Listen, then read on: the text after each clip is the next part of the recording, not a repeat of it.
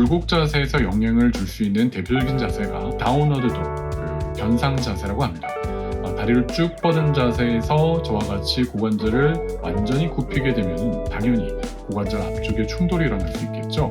90도 이상 더 유연하신 분들은 점점 굽혀져서 포워드 폴드, 전굴 자세와 같이 저렇게 완전히 폴딩 돼버리게 되면 고관절이 당연히 과도하게 굴곡이 되겠죠. 사실 저거는 일반인 분들도 웬만큼 유연해선 저렇게 되진 않잖아요.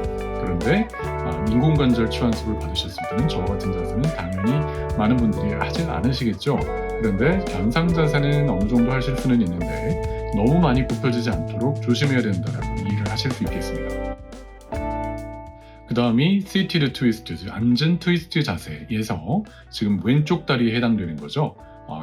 굴곡을 시키는 저 다리는 앞쪽에 충돌이 일어날 수 있는 자세라고 할 수가 있습니다. 또 비둘기 자세에서, 비둘기 자세는 두 가지 이따가 신전에서도 나올 텐데요. 저 앉은 그림에서 오른쪽 다리가 과도하게 굽혀진 거죠. 저렇게 고관절을 양반다리 자세만 하면 또 괜찮은데 또 비둘기 자세는 아까 사진에서 보신 바에서는 상체를 또 앞으로 완전히 숙이잖아요. 그러면 고관절 굴곡이 훨씬 더 많이 일어나겠죠. 저 비둘기 자세도 고관절 굴곡을 과도하게 만들 수가 있습니다. 자, 이번에는 과도한 신전 자세예요. 화살표로 표시한 저 다리가 저 각도뿐만 아니라 더 지나치게 과신전이 되고, 여기서는 발의 외회전이 표시가 되지 않았는데 아마도 요가에서 정확한 자세는 다리를 외회전시키는 자세인가 봐요. 그래서 과신전, 외회전을 했을 때는 전방탈구의 위험이 있다라는 거죠. 고관절 앞쪽에 스트레스가 가해진다는 겁니다. 그 비슷한 자세인데 워리어 2라는 자세죠. 저와 같은 자세, 전사 자세 2번 자세에서는 역시 오른쪽 다리를 과신전하고, 여기서는 외회전된 게 보이시죠? 저렇게 외회전이 됐을 때 위험할 수 있다는 겁니다.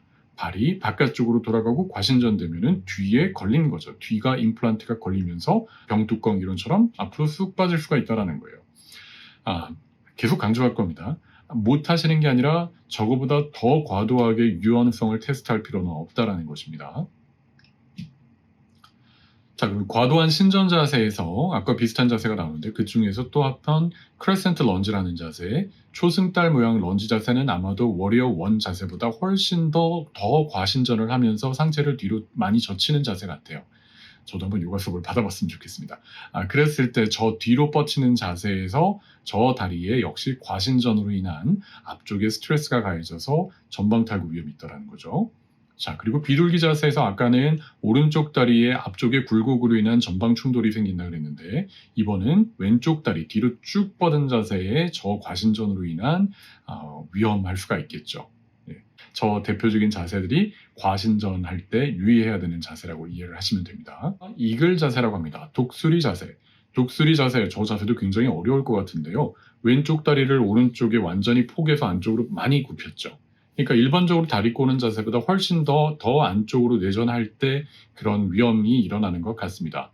일반적으로 저렇게 다리 꼬는 자세가 인공관절 받고 나서 웬만한 시간이 지난 후에는 그렇게 큰 영향을 미치지는 않거든요. 그러니까 너무 과도하게 내전하는 경우에는 역시 고관절 앞쪽에 또 안쪽에 충돌이 일어나서 빠질 수도 있는 위험성이 있다는 거죠.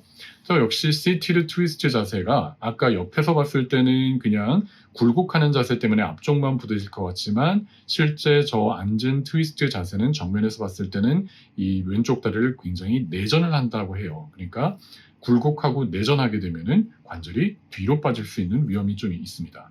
조심하실 필요가 있죠. 과도한 내회전을 일으킬 수 있는 자세는 하프문, 반달 자세라고 해요.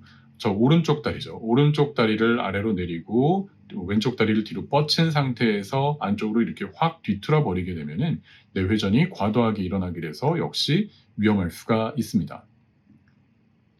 그 다음에는 트라이앵글, 삼각 자세 또한 저와 같이 사실 저 정도 각도에서는 크게 관절에 영향을 미치지는 않는데 이걸 몸을 얼마나 트위스팅을 하느냐에 따라서 고관절이 상대적으로 내회전이 일어나 버리기 때문에 안쪽에서 부딪힐 수 있다는 위험이 있는 거죠.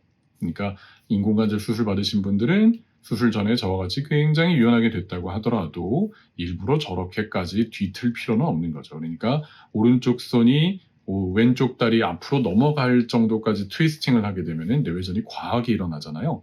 그럴 필요가 없다는 말씀입니다. 자, 그러면 이렇게 과도하게 굴곡이나 신전, 내회전, 외회전이 일어났을 때 저와 같이 고관절에 임플란트가 있을 때 웬만한 각도에서는 서로 충돌이 일어나진 않는데 너무 지나치게 각도를 주게 되면은 충돌이 생기게 되죠. 그럼 저기서 차라리 또 멈추면 좋은데 저기서 더 욕심을 내게 되면은 인공관절이 슬쩍 빠지게 되고 이것이 왔다 갔다 하면서 충돌을 일으킬 수도 있지만 여기서 더 무리하게 되면 잘못하면 빠질 수도 있다는 것입니다. 그것뿐만이 아니라 우리나라에서는 세라믹 인공관절을 많이 쓰기 때문에 저와 같이 임플란트끼리 반복적으로 충돌이 많이 일어나게 되면은 사진에서 보는 바와 같이 이 세라믹 라이너가 이렇게 바스러질 수가 있어요. 그래서 빨리 마모가 될 수도 있고 깨질 수도 있으니까 지나치게 고관절 각도를 무리해서 스트레칭을 하시거나 요가 자세를 하실 필요는 없다라는 것입니다.